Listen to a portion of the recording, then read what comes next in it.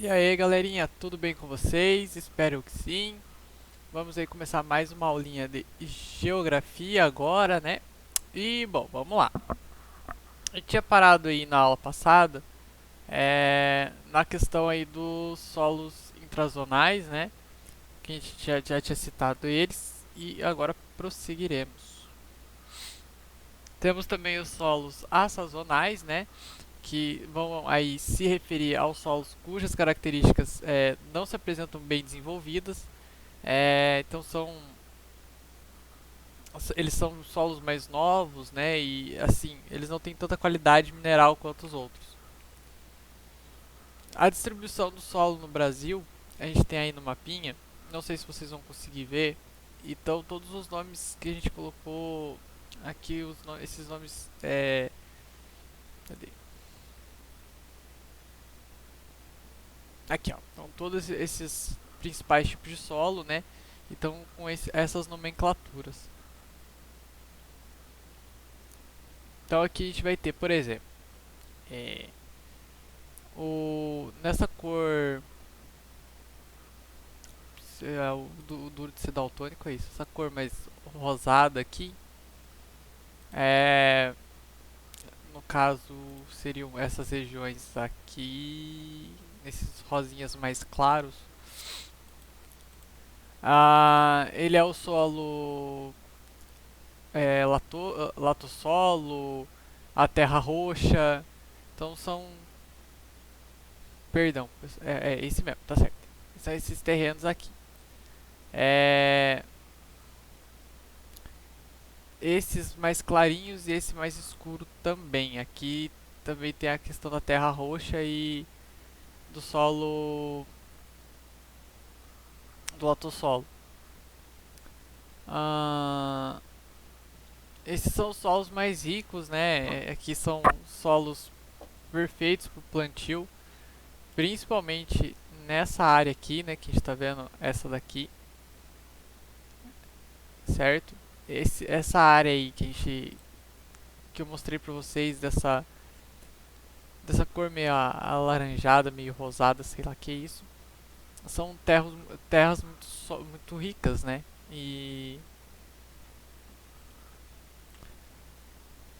a gente tem aí uma proeficiência, né? Uma qualidade melhor para o plantio. Então, por isso que aqui a gente vê nessas regiões nossas a terra vermelha, a terra roxa, e elas são assim terras extremamente férteis. Então aí tem existem níveis de plantação muito avantajados nesses locais. É, a gente tem aí então a textura grossa ou arenosa, né? Que ela é uma maior velocidade de filtração, principalmente arenosa, né? São áreas onde a água vai filtrar mais rápido, ela vai passar mais rápido. E onde tem uma textura fina, né, ou argilosa, é onde é um solo que retém muito líquido. Vai ser muito difícil esse líquido passar para a camada do lençol freático e assim por diante.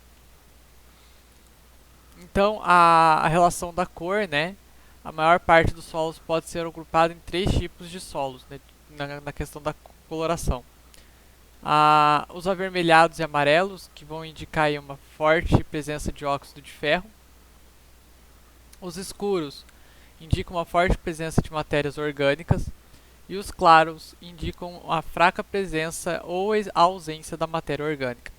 Então, ó, para ficar bem claro, quanto mais avermelhada a terra for, mais forte é a presença do óxido de ferro nela. Quanto mais escura for a terra, uma cor escura, marronzada, escura, assim por diante, quer dizer que tem forte presença de matéria orgânica, ou seja, de uma matéria que foi viva e que está ali se decompondo. E quanto mais clarinho for, indica aí que ele não pode não ter uma mínima ou não ter nenhuma ausência de matéria orgânica. Então é um solo aí não tão bom, digamos assim. Alguns problemas do solo, então, a gente vai ter a laterização, que é a deposição dessas rochas, né? Formando uma crosta endurecida que destrói toda a matéria orgânica do solo. Então ele fica ali como se fosse um paredão de uma rocha. A lixiviação, que é essa lavagem da camada superficial e retirada de nutrientes da terra, né? Então eles lava, é como se fosse uma lavagem realmente dessa camada superficial, dessa parte de cima, e vai retirando todos os nutrientes dessa terra. Então se torna uma terra muito pobre e acaba que todas as plantações ali, as árvores ao redor, que nem a gente está vendo ali, elas acabam morrendo. Porque se a terra não tem nutrientes, não tem como a árvore ou as plantações pegarem os nutrientes da terra para conseguirem ficar vivas. O esgotamento, né, que também é devido ao uso excessivo do solo. Isso acontece muito principalmente nas plantações de cana-de-açúcar. Hoje não tanto, antigamente era mais. Mas quando eles plantavam então a cana-de-açúcar, além de plantar, eles queimavam, ou depois que eles cortavam a cana, sobravam uns pedaços, eles queimavam tudo isso, queimava o solo também, né?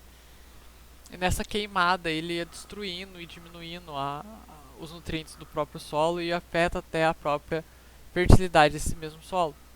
Então, por isso que existem métodos agrícolas hoje para fazer um plantio com mais qualidade, digamos assim. Um exemplo é o seguinte: imagine aí um redondinho, né, uma pizza, faz um formato de pizza e vamos dividir ele em quatro aí. Enquanto se planta na primeira, vamos colocar dividido em quatro, na primeira parte, na primeira fatia, a segunda fatia está sendo preparado o solo, enriquecendo esse solo com matéria orgânica ou adubação e assim por diante. O terceiro está passando por um processo aí de é, de umidificação do solo, para deixar o solo mais úmido, para ele ter uma certa qualidade, não endurecer. E o terceiro tá no processo de plantio. Então ele vai fazendo esses ciclos, né, plantando em várias camadas e tipo, planta em uma camada, recupera outra e assim por diante, para nunca perder o solo e sempre estar fazendo a rotação desse solo. Para não acontecer isso, porque caso aconteça, essa excessiva prática agrícola num solo, ele vai ficando totalmente sem nutriente e afeta a fertilidade. A erosão, né, que vai consistir na retirada ou desgaste do solo, e isso a gente já estudou, né, que são a questão dos tipos de erosão, erosão fluvial, eólica. Então são erosões que vão acontecer devido a agentes externos, né, coisas externas na natureza ou do próprio ser humano. Geralmente acontecem em locais mais altos para os mais baixos e eles vão tirando, aí retira e desgasta o solo. Não só isso também, retira, faz esse processo de levar sedimentos para uma área mais baixa. Então vamos supor lá em cima de uma montanha está acontecendo um processo de erosão e está levando sedimentos para baixo. Esse solo que está embaixo, possivelmente ele vai ficar mais rico, né, ou não, dependendo do que for o sedimento. E o solo de cima também vai perder esses nutrientes ou ganhar com isso. É muito variável.